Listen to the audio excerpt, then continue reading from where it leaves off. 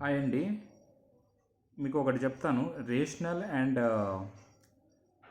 Reasonable thinking and rational thinking ఏ విధంగా difference అవుతుందంటే, వాగ్నర్ అనే ఆస్ట్రేలియన్ సైకాలజిస్ట్ అండ్ ఫిజిషియన్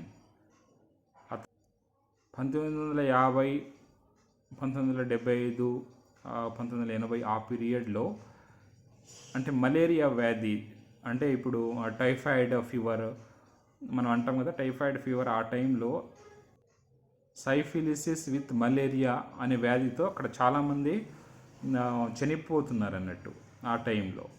అప్పుడు ఈ వ్యక్తి ఒక ఫిజిషియన్ కాబట్టి, అంటే ఇతను ఆ సిచ్యువేషన్ ఆ టైంలో అందరినీ అబ్జర్వ్ చేస్తుంటే దాదాపుగా చాలామంది భయపడుతూ, అంటే ఈ ఫీవర్తో అంటే ఈ టైఫాయిడ్ మలేరియా అండి ఈ ఈ వ్యాధి అనేది వాళ్ళు ప్రాణాలు తీసేస్తుంది అనే బాధ, అంటే ప్రతి ఒక్కరికి ఆ భయం అనేది ఉంది. అంటే నిజంగా ప్రాణాలు కూడా కోల్పోతున్నారు అన్నట్టు.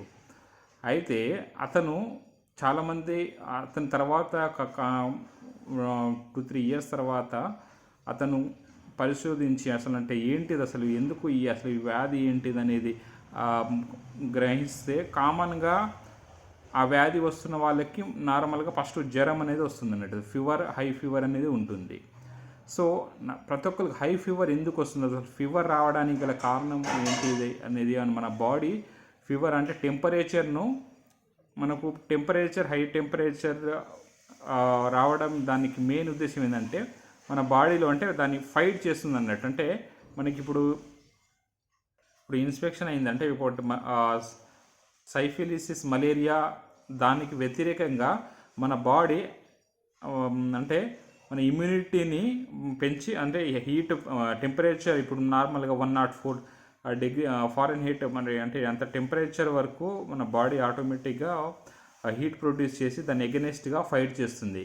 కానీ చాలామంది ఆ టెంపరీ అంటే మనం ఇప్పుడు ఆ జ్వరానికి భరించలేక ఇప్పుడు అంటే బెడ్షీట్ కప్పుకొని మనతో 1-2 అవర్స్ రోజంతా అట్లానే బయట వెళ్ళకుండా పడుకోవాలని ఆ టెంపరీ రేషనల్ ప్రాబ్లం అన్నట్టు చాలామంది దాన్ని భరించలేక డాక్టర్ దగ్గరికి వెళ్ళి ట్యాబ్లెట్స్ తీసుకోవడం, అంటే జ్వరం తగ్గించండి తొందరగా ఇదని. కానీ నార్మల్గా చూసినట్లయితే ఆ జ్వరము మన బాడీలో ఉన్నటువంటి అంటే మనకు ఇమ్యూనిటీ పెంచి మనకు శత్రువుని, అంటే మన బాడీలో వచ్చినటువంటి సైఫిసిస్ అనే మలేరియాను వ్యతిరేకంగా పోరాడుతుంది.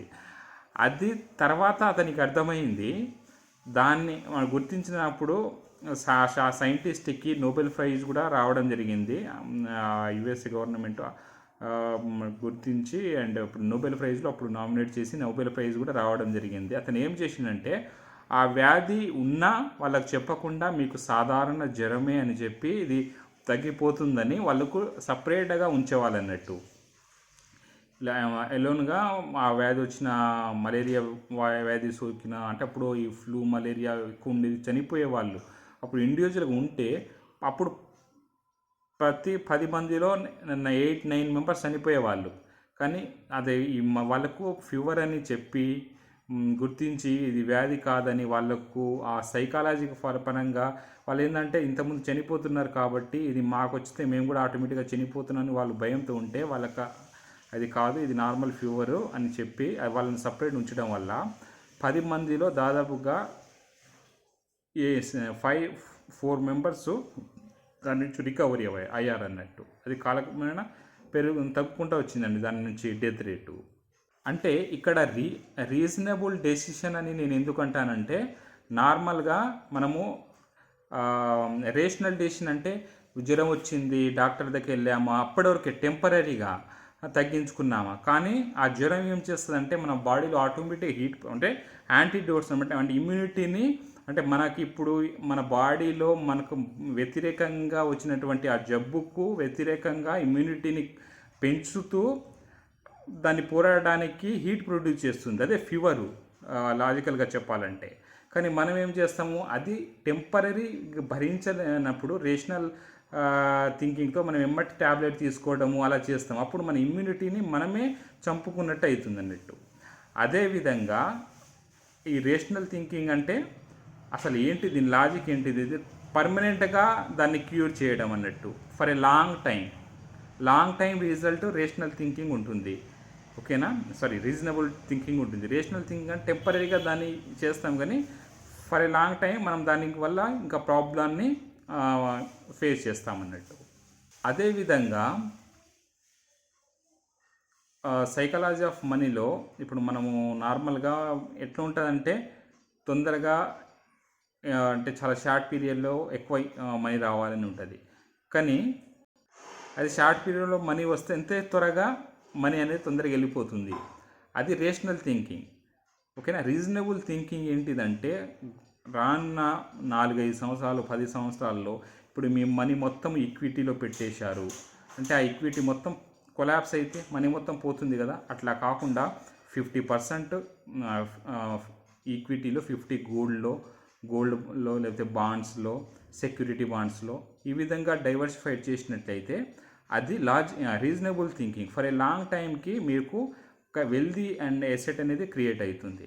కానీ చాలామందికి అలా ఉండదు కదా. అసలు ఎవ్వరు, ఇప్పుడు ఈవెన్ నేను కూడా, ఈ హ్యూమన్ బీయింగ్ మెంటాలిటీ ఏంటిదంటే తొందరగా పైసలు రావాలి, తొందరగా పైసలు సంపాదించుకోవాలనే ఆ థింకింగ్, రేషనల్ థింకింగ్లో మనము ఫర్ ఏ లాంగ్ టైంకి మనము కోల్పోతాం అన్నట్టు. అమౌంట్ అనేది ఈజీగా వెళ్ళిపోతుంది. ఇది మెయిన్ డిఫరెంట్.